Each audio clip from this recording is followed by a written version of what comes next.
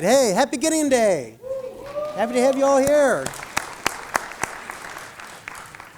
Please help me welcome Brother Robert Lilly.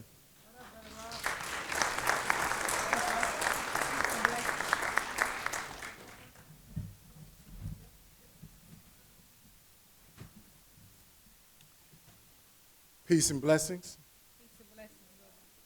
Greetings to everyone. My name is Robert Lilly, but I go by Brother Rob, and I'd like to share with you a piece of my artistic expression that was originated while I was incarcerated, and it is, I think, appropriate for this particular occasion. It's a piece that I entitled "The Way It Is." The act, the investigation, the arrest, the jail, the bail, the bond, the hearing, the trial, the sentence, the appeal, the denial, the time, the pain, the waste, the weight, the violence, the humiliation, the monotony, the process, the denial, the parole denied, denied, denied, denied, and again denied. The frustration, the anger, the fear, the loneliness, the quitting, the starting over, the hope, the change, the transformation, the door, the reentry, the fear, the denials, the trials, the ghost lingers, the rights denied, denied, denied, denied, and again denied. The system, the injustice, the time, the revolution, the way it is.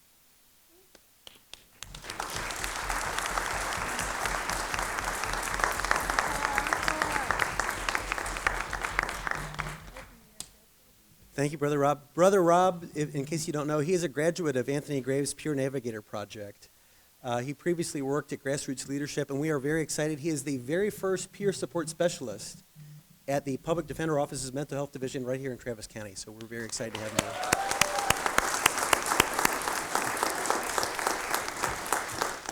So today marks the anniversary of the United States Supreme Court's decision in Gideon versus Wainwright. 63 years ago today, the United States Supreme Court held that the right to an attorney in a criminal case is not a luxury but a necessity. In the years that followed, though, that's really where we left it. In many places across the past several decades, the right to counsel was just the right to an attorney by your side, and that was about it. Thankfully, public defense has evolved over the past few decades. We're not where we need to be, but we're getting better. Over the years, we realized that you don't just need a lawyer by your side. You need a social worker. You need an investigator. We have here in Travis County case managers. We have caseworkers. We have peer navigators. We have peer support specialists. We have paralegals. We have legal secretaries, and we have administrators. Without those core staff, public defense in America would not function. It would grind to a halt.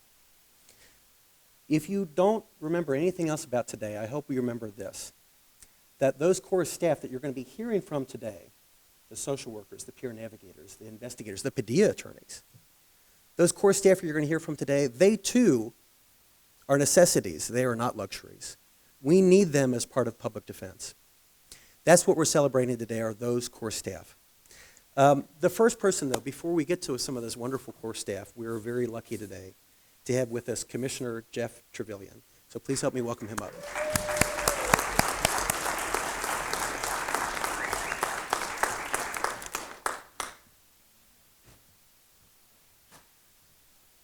Good afternoon. So I want to say thank you, but I always get nervous when you clap before I talk. You know, makes a you know what we're here to talk about is really important because for those of us who've grown up in the South, for those of us who have grown up in poor communities, we know that freedom isn't free, and we know that oftentimes freedom isn't permanent. And the things that make a lasting difference, to me, are the people that provide soul work. And what I mean by that is making sure that we look after each other, making sure that sometimes when we got caught on our worst day and the worst thing possible could happen to us, that we haven't been forgotten. You know, I'm always so proud of Brother Rob because of the integrity that he speaks into the process, because of his interest in sharing with others. It's not for him, it is for us. It is how do we make sure that we're doing all the right things to make sure that we protect our families. All of us have known somebody who was at the wrong place at the wrong time, didn't know how to take a police stop, and something terrible happened. All of us have known someone. I grew up in Mississippi, so when someone goes to Parchman, is the major prison in Mississippi, and they come back and they're not the same because we don't have our arms around each other, because we don't pay attention to each other. So days like today remind us, Gideon reminds us that it does take exceptional efforts and extraordinary efforts over periods of time just to scratch the surface of being fair. We all understand what the system is. Those of us who grew up in the South know it's a dual system. You're more likely to be treated well if you're guilty with money than if you're poor and innocent. And we must always remember, and I know that we have tried to work to grow our public defender system, but it's not large enough and we're not moving fast enough. And a lot of that is based on where our resources come from and how we are policed even by our own legislature. So it's important for us to recognize that we have to continue to work together. It's important for us to recognize that we are not where we need to be. What do I mean by that? We are in a poisonous political system now. And I've got a governor that's telling me, oh, we've all had it equal and everybody's gotten everything that everybody else got. And he could not possibly be that blind. I'll leave you with one story. My father's 95 years old, okay? Graduated from college in 1953.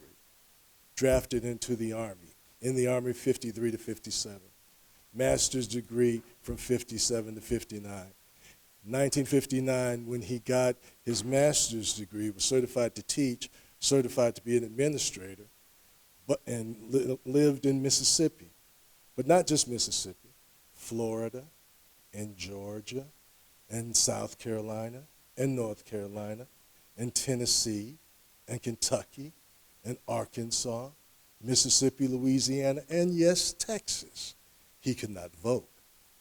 He could not vote until he was 35 years old. Could not influence the system. Who's my mayor? Who's my county judge? Who are my council members? Who are the judges that we get to work with? What access do we have to public resources? Did not exist. But even with that generation worked together to change things and give us a Civil Rights Act, which is under fire. So when we think about Gideon and when we think about voting rights and we think about civil rights, we have to remember freedom is not free, freedom is not permanent, and the only way we build a community that we deserve is if we build it together. So let's continue to heal and build and work. Thank you.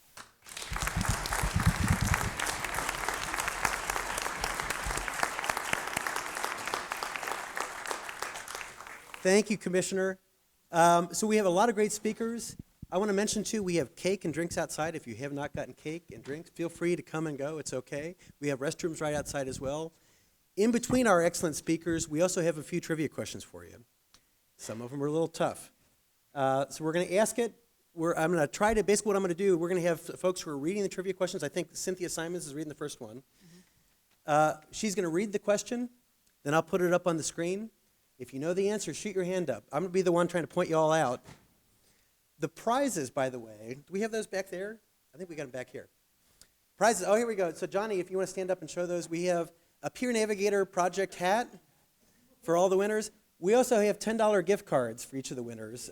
These are from local places, Book People, El Chilito, Radio Coffee, Amy's Ice Cream, all local stuff. So are you all ready for the first trivia question? You ready? If you don't get it right off the bat, we'll switch to multiple choice mode. It's okay if it's too tough. All right.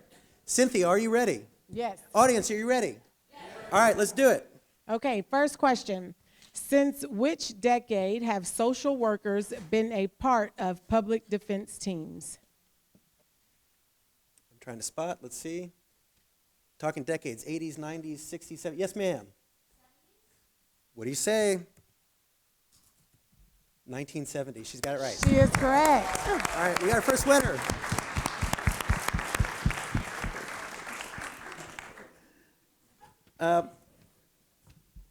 Our next speaker came all the way from Maryland to be with us here.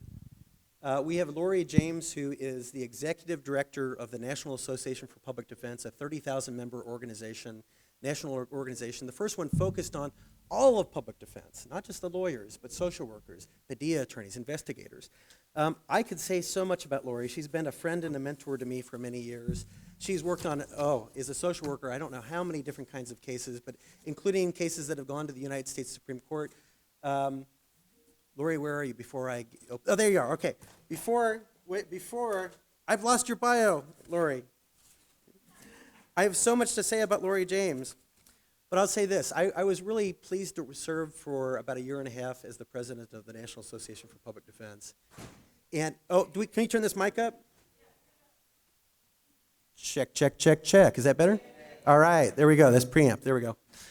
I served for about a year and a half as the president of the National Association for Public Defense, and that was Lori's first year as executive director, and we learned so much together, and I learned so much from Lori, and she has trained, I don't know how many thousands of people through NAPD, through Gideon's Promise, through the Maryland Public Defender Office. Please help me welcome Lori James.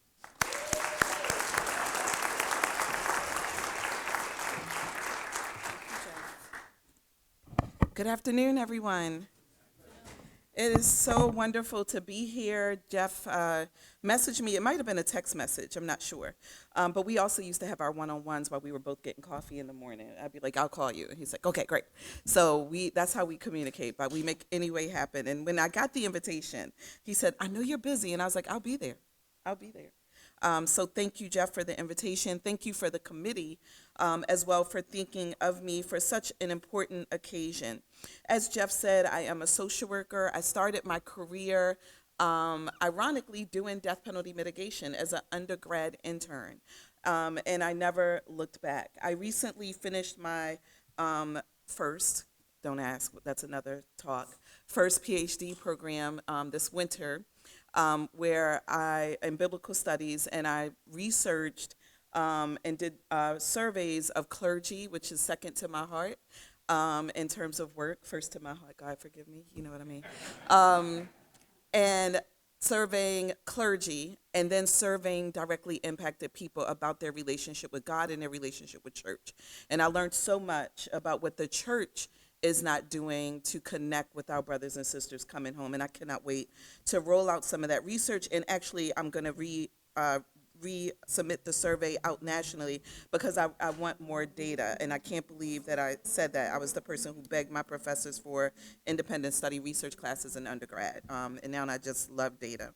But it's an honor to be here to talk about fulfilling Gideon and still unfolding the promise that, in my opinion, has not yet been secured. We gather to reflect on Gideon and, more importantly, to reaffirm what Gideon really means.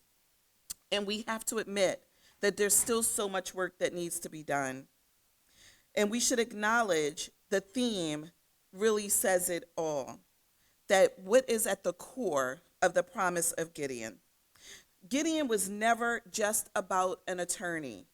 Gideon was, in fact, a promise that justice would not belong to only those who could afford it, a promise that dignity would not be conditional, a promise that every person, no matter their circumstances, would be seen, heard, and represented. But let's be clear. Gideon is only as strong as its core. It's only as strong as the teams who make the commitment to uphold the promise of Gideon. And what do we mean by core? Core is defined as the central, the innermost, and the most essential and important. And when we think and say core staff, we're not just talking about supportive roles. We're talking about the very foundation.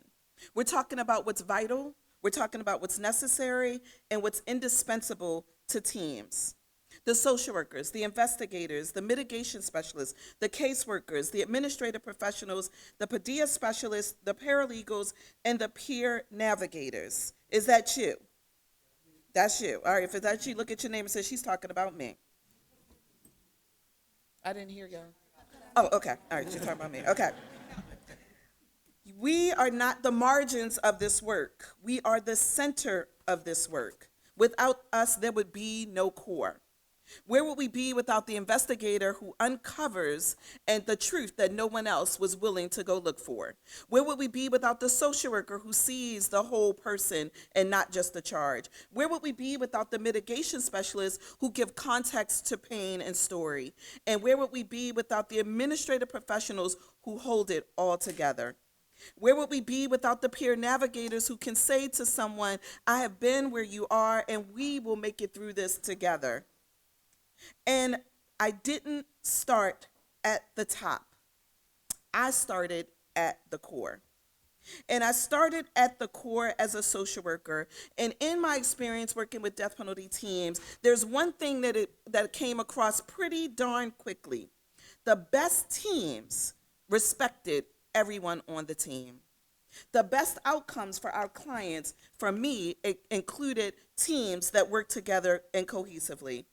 It required humanity in its context, and it required the truth. The truth can only be told by multiple visions and multiple eyes. The closer we are to the lived experiences of those we serve, the closer we are to real justice. Many of you in this room sit in spaces that others would never fully understand. You walk into homes, you have boots on the ground, you go to do the jail visits, you sit with families, you carry their stories of trauma, resilience, and yes, survival. You often are the bridge between the two worlds. Our paralegals and our administrators hold on to those files and organize them and chronologically report them as if the person that's represented in those papers are our very own children. The system and the people that we serve will not have a full voice if it wasn't for us. And I want to pause and just honor those in the room who have been directly impacted. Those who have been directly impacted by a system that was never meant to be fair, never meant to be just, and never meant to give justice to those who deserved it. And yet you came home.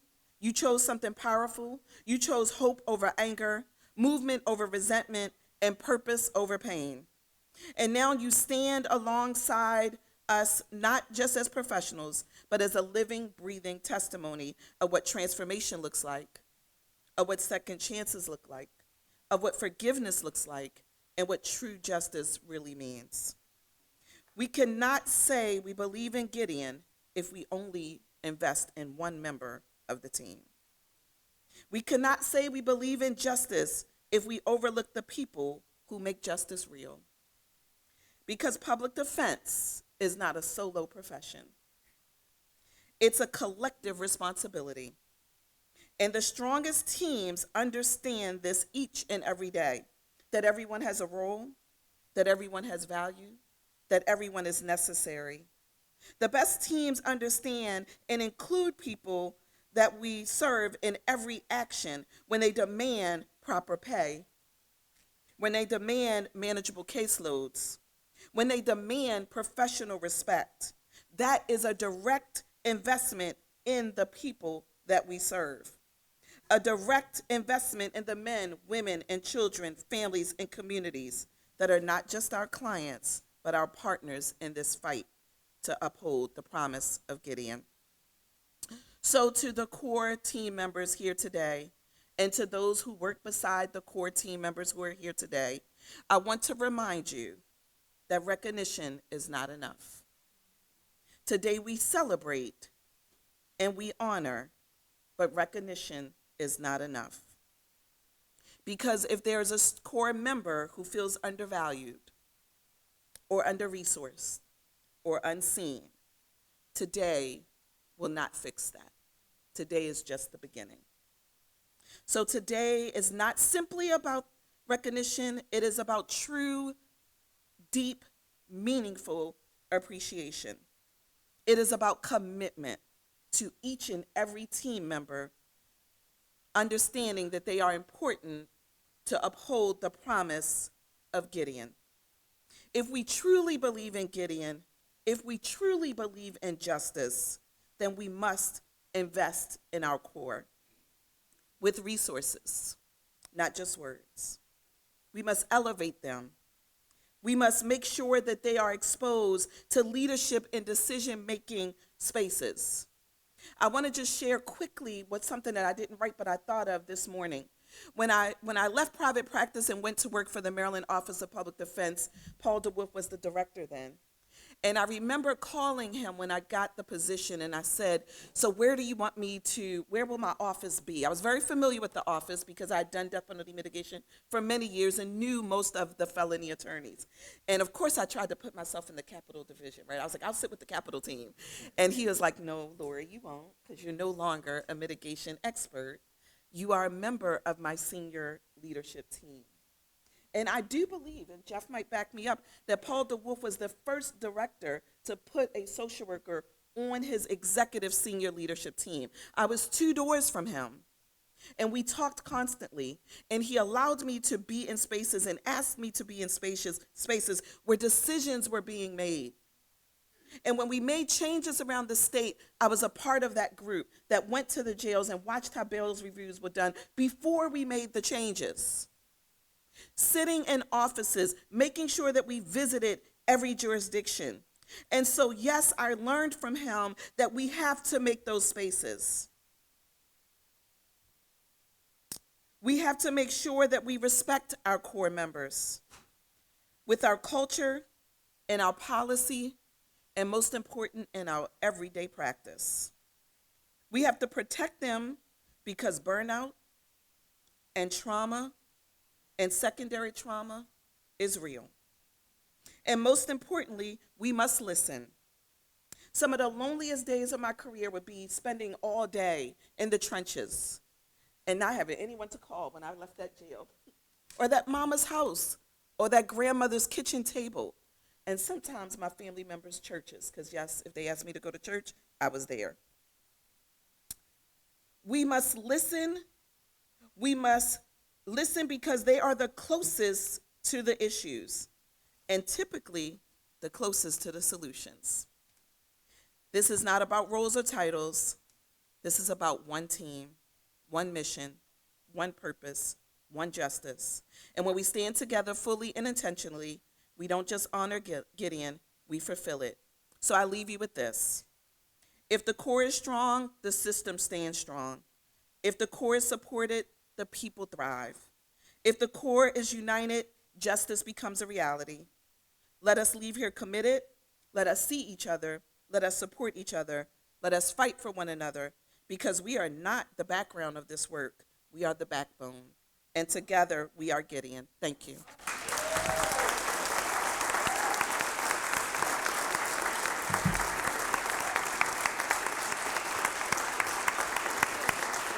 Thank you.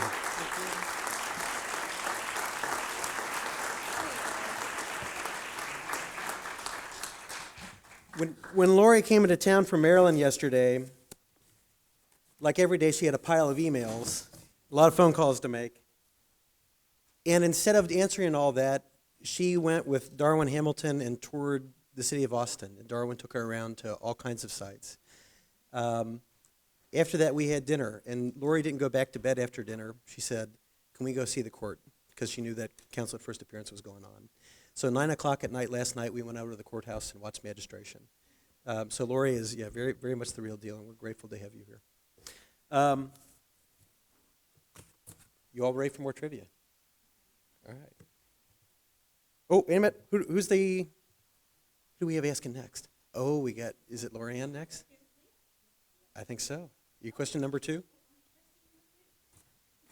Okay, Lorianne Gerson. By the way, I should have mentioned Cynthia Simons, who asked the question before, is the heads-up reentry for all of Travis County, longtime community leader here around criminal justice issues. And we have now Lorianne Gerson with Advocates for Social Justice Reform. So, Lorianne, take it away.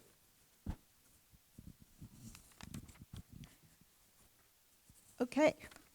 According to a study by the National Association for Criminal Defense Lawyers, what percentage of Texas counties reported $0 in annual investigation spending in public defense cases?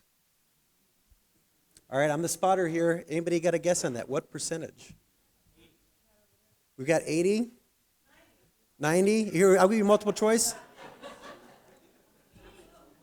We got right here? 50. Do we have a winner? 50%. All right, we got a winner.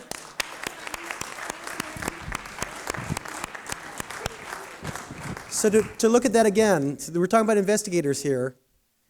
50% of Texas counties reported $0 in annual investigation spending. $0. Every single case going through the county, $0. With that, please help me welcome our next speaker, Mariela Vargas, an investigator with Travis County Public Defender.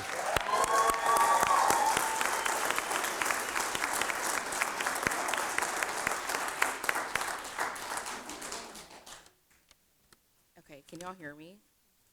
No? Sorry, I'm tiny.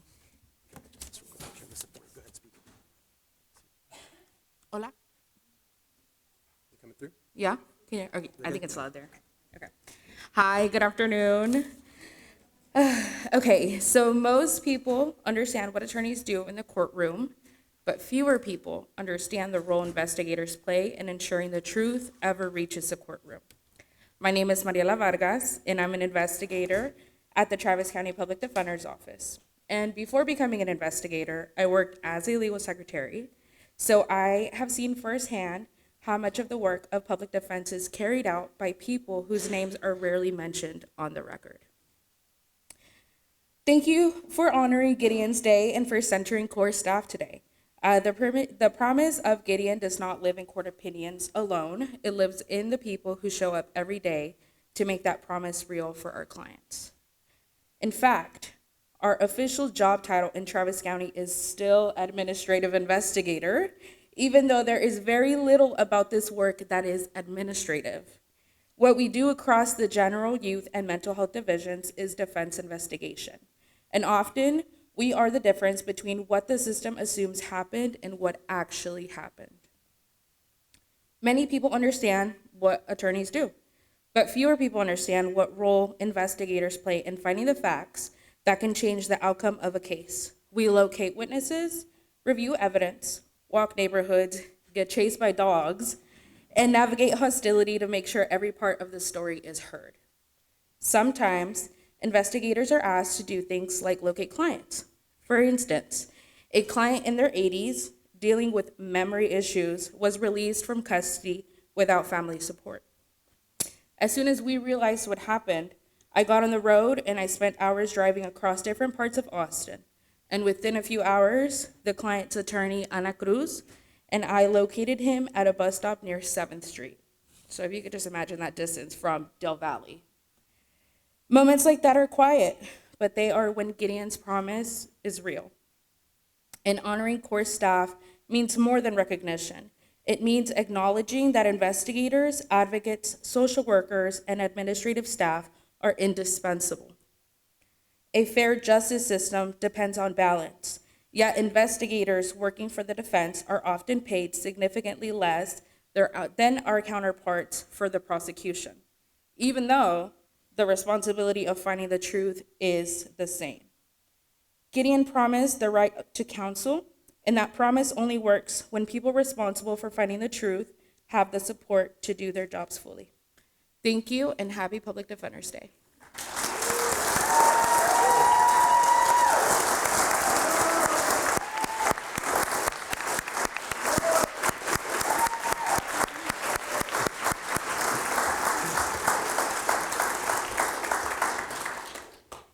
Thank you very much, Mariella. Thank you very much. We have our next trivia question. I think we have question number 3. And we have Chantel from Grassroots Leadership. Speaking of community leaders in criminal justice. Welcome, Chantel. Greetings, greetings. How y'all doing? It would be remiss of me not to use this time. My name is Chantel Prejean, and I am the Criminal Justice Campaign Manager at Grassroots Leadership.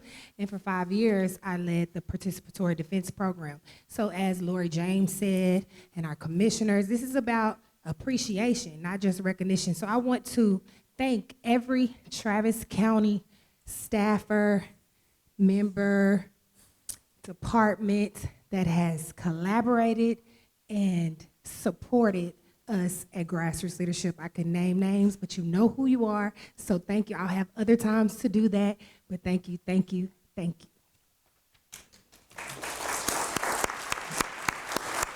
Okay, who's ready to win? A 2008 study of social workers in Kentucky's public defender office found that for every dollar spent on social worker salaries, the state saved how much in incarceration costs? Okay, I'm going to do this one multiple choice. I'm the spotter. And we got any answers here? Raise your hand so I get, yes? $3? We have a winner right off the bat. Congratulations. Thank you, Chantel. For every $1 spent on social worker salaries, the state of Kentucky saved $3 in incarceration costs. That's amazing. Now, very excited. We had our joined by Mariella before from the Public Defender Office. Please help me welcome now Chantel Garcia from the Office of First Defense.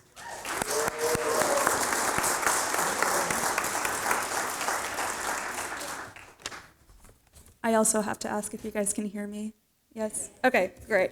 Well, hi, everybody. My name is Chantel Garcia. I'm a legal secretary for the Office of First Defense.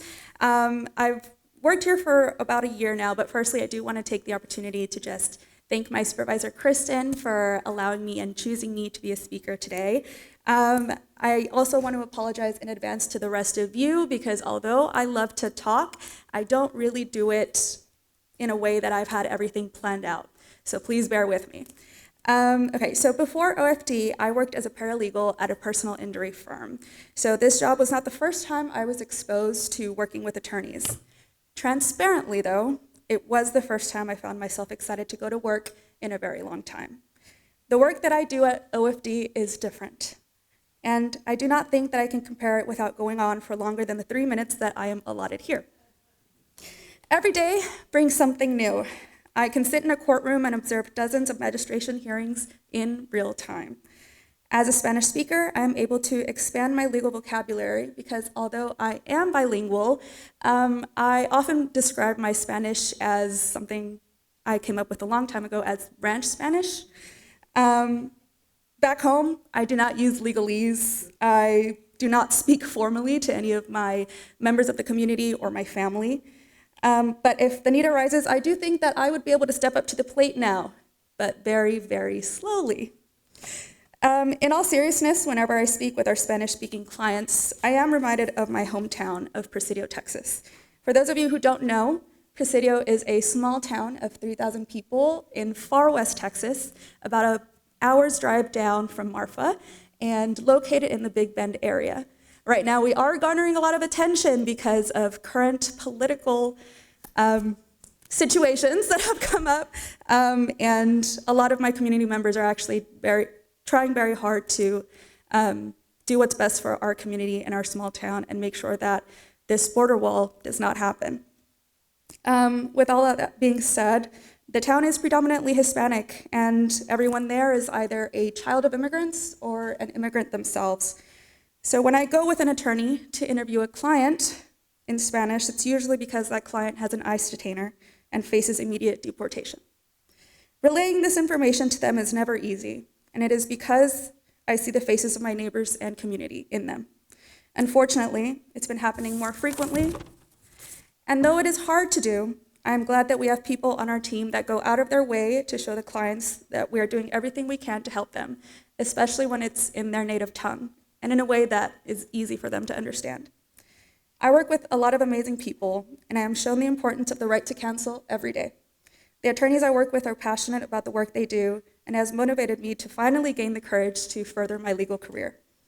They are encouraging and no strangers to imposter syndrome, which is something that I've had to deal with for a couple of years now.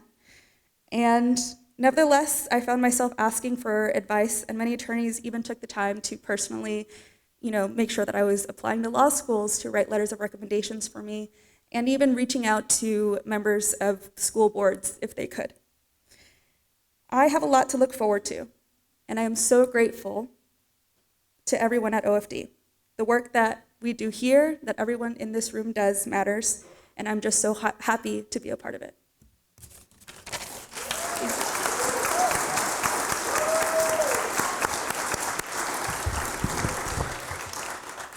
Oh, you didn't see that. We did not plan that as Chantel and Chantel back to back, but that worked out well. That was good.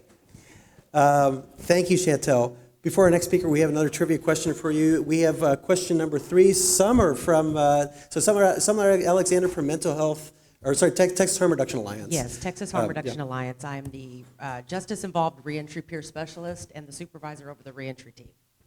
Welcome, Summer. Thank you. So, Capital Area Defense, or Private Defense Service, hosts a program called My Pandela, which available to criminal defense attorneys in how many Texas counties? And I'll read that one more time. Capital Area Private Defender Service hosts a program called My Pandela, which provides, what is it? Padilla, I apologize. Padilla, which provides advisals that are available to criminal defense attorneys in how many Texas counties? Okay, I see a hand. All 254. That's right, we got a winner.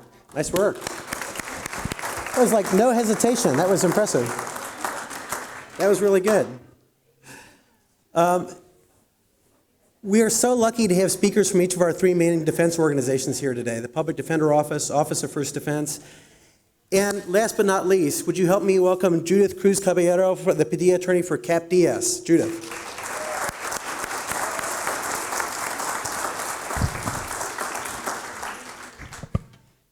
Can everyone hear me? Oh, okay, perfect.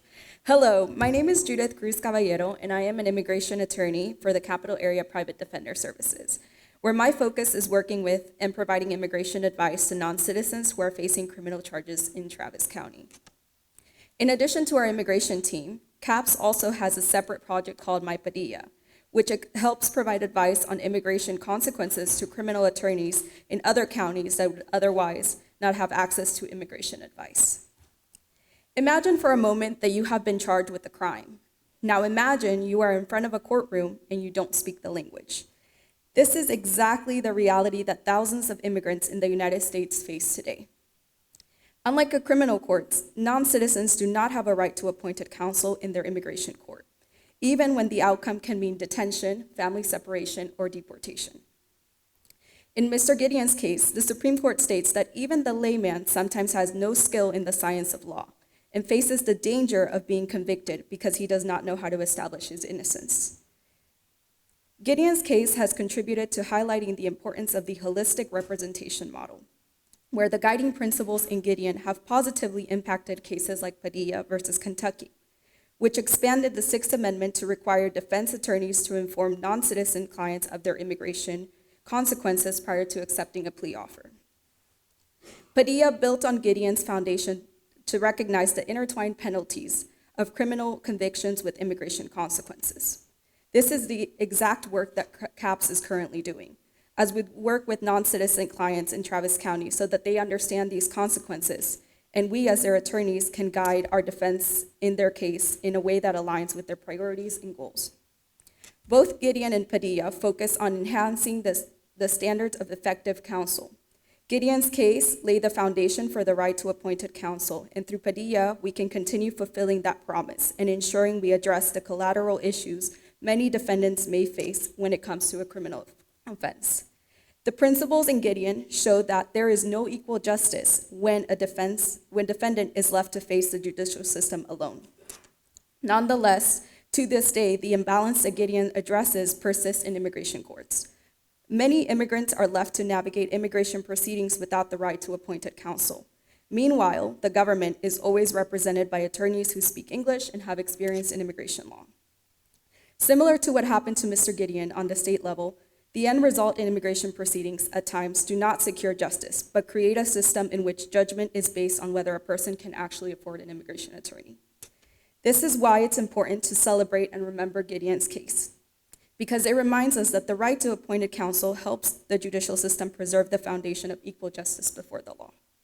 To continue upholding these principles, we as a society need to recognize that the right to appointed counsel and equal justice does not always cease in a person's criminal case, but can go further than that to immigration cases as well. Thank you.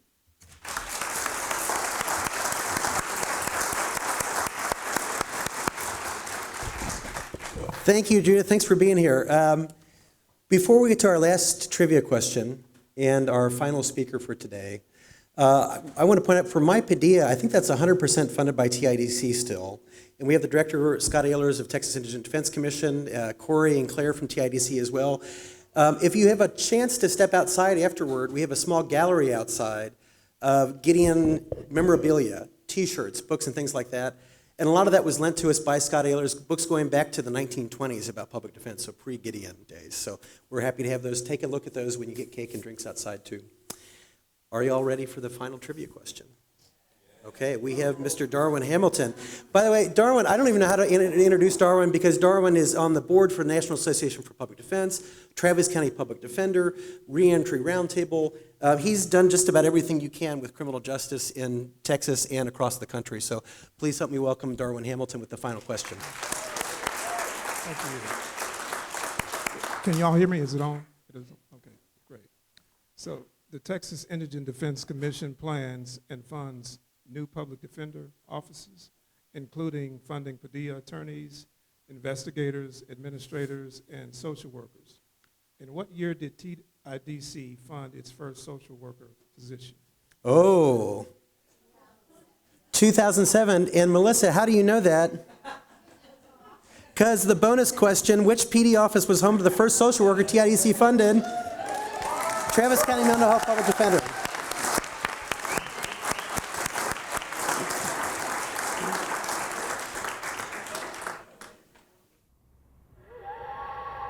Even the best and worst days of your life have one thing in common. They're 24 hours long.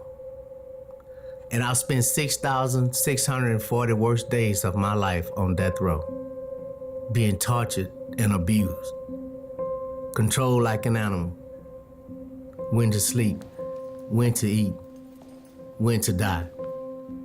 The bruises heal, but the mind games remain.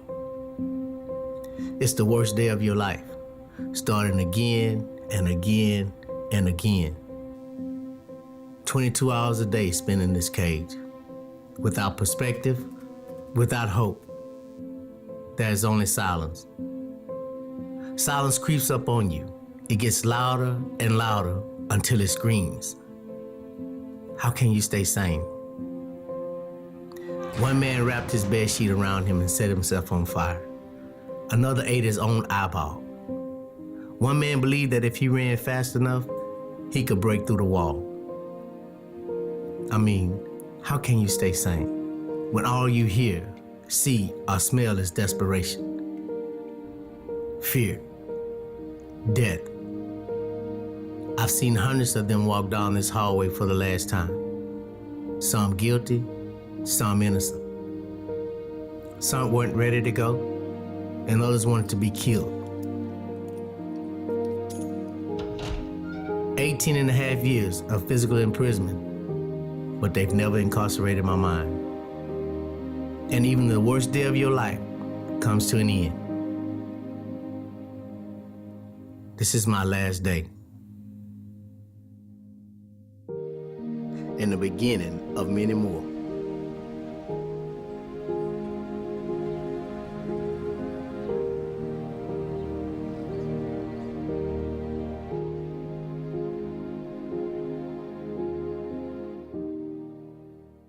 Everyone, please help me welcome Anthony Graves.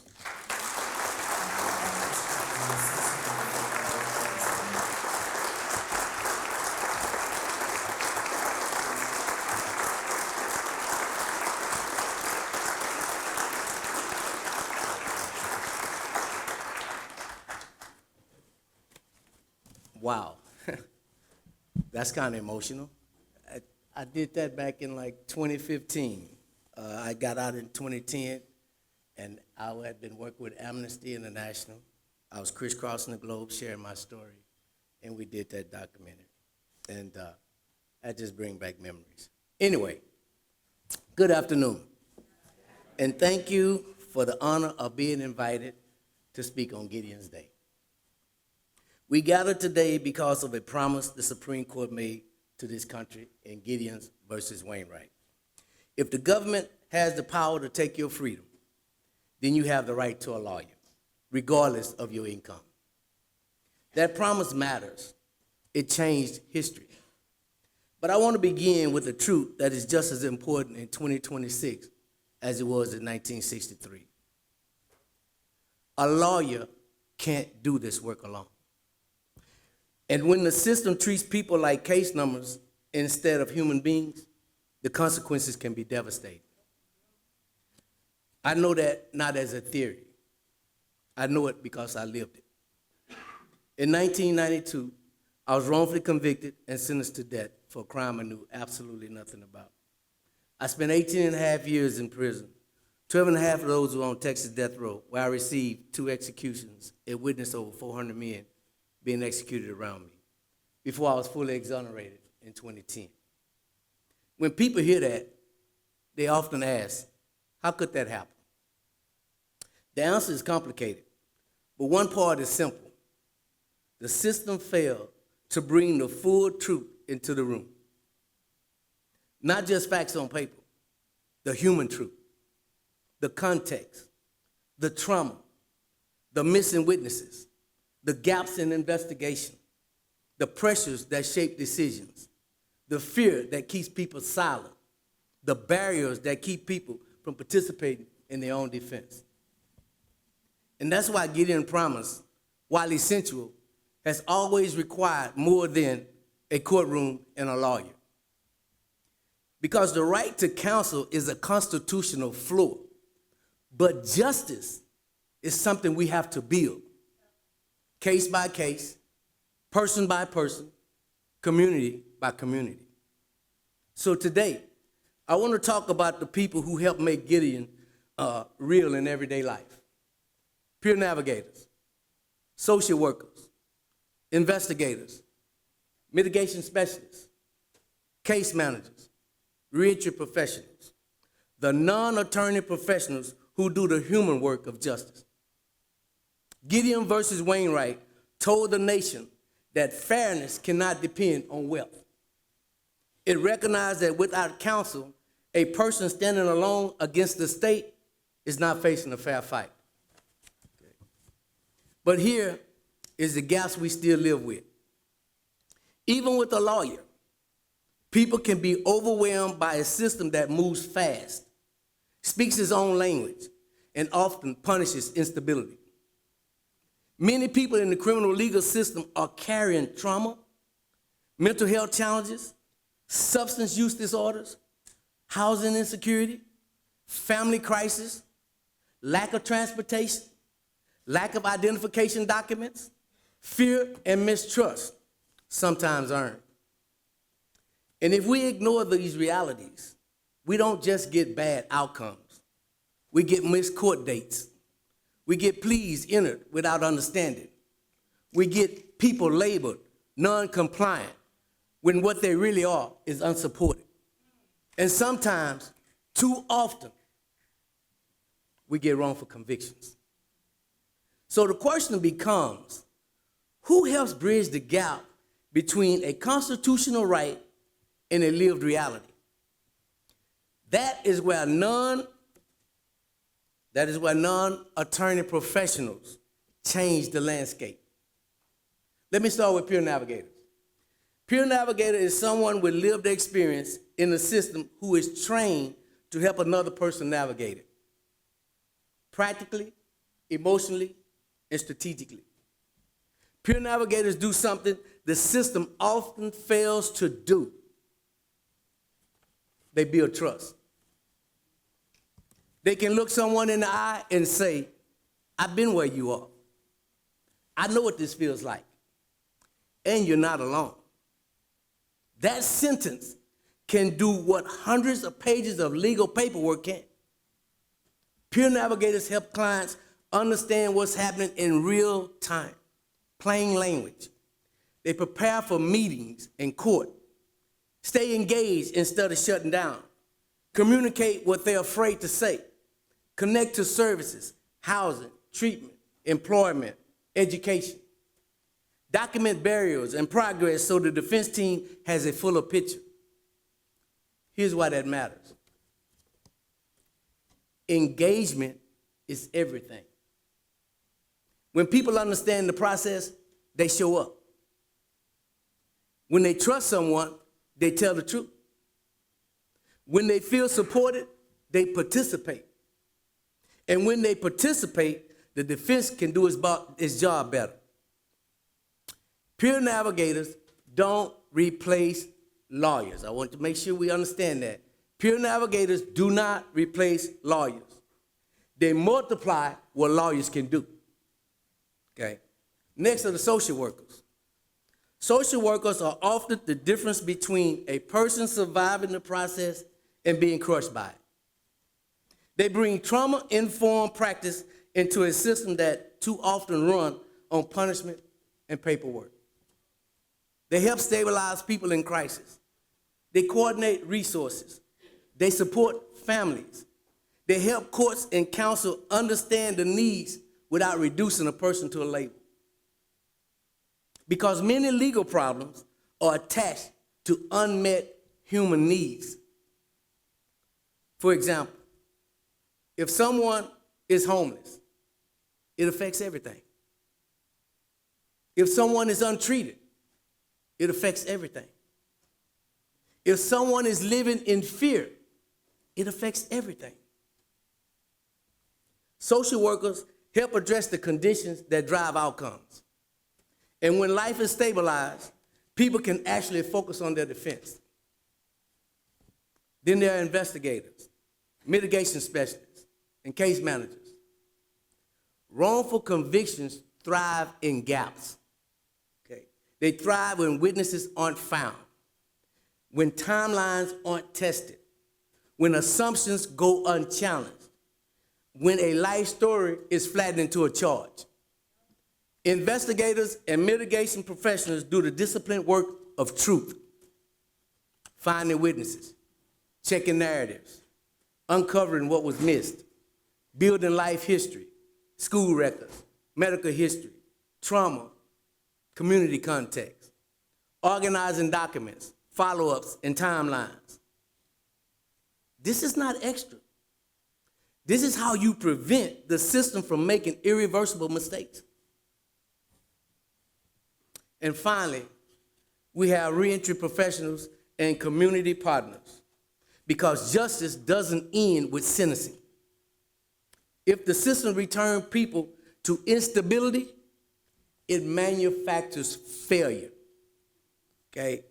Reentry professionals help with employment pathways, training and mentoring, transportation and scheduling, documentation and compliance, reducing isolation.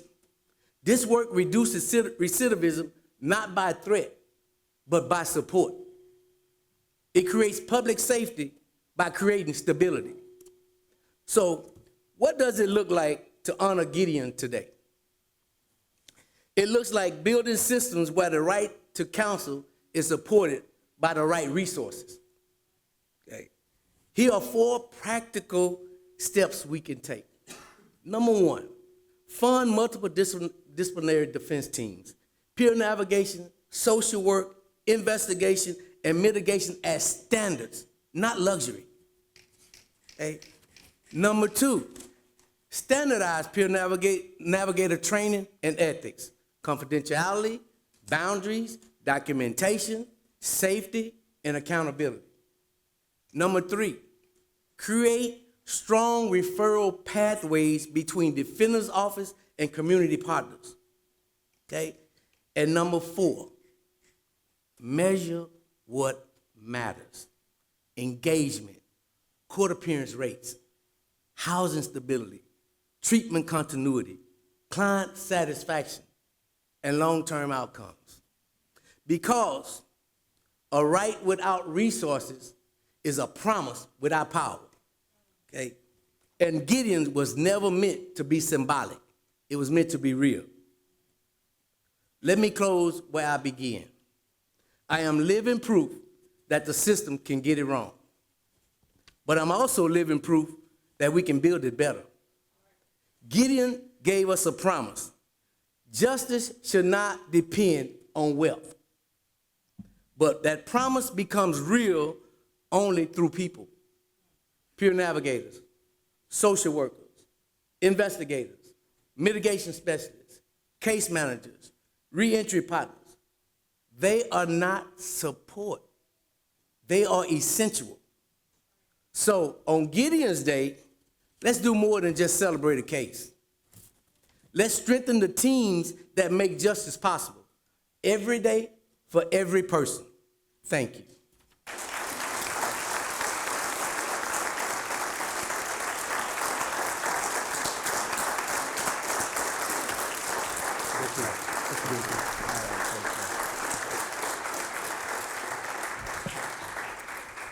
Anthony Graves, thank you so much. Thank you, thank you, thank you. He drove up from Houston this morning at 35 miles an hour, was it? He got stuck in traffic. Before we finish today, I just want to say we are so grateful that you all are here today. We're grateful for our planning committee. Just a quick round of applause for Greg, Joey, Charles, Justin, Kristen, Robert, Sarah, Katie, Joe, and Emily. Thank you.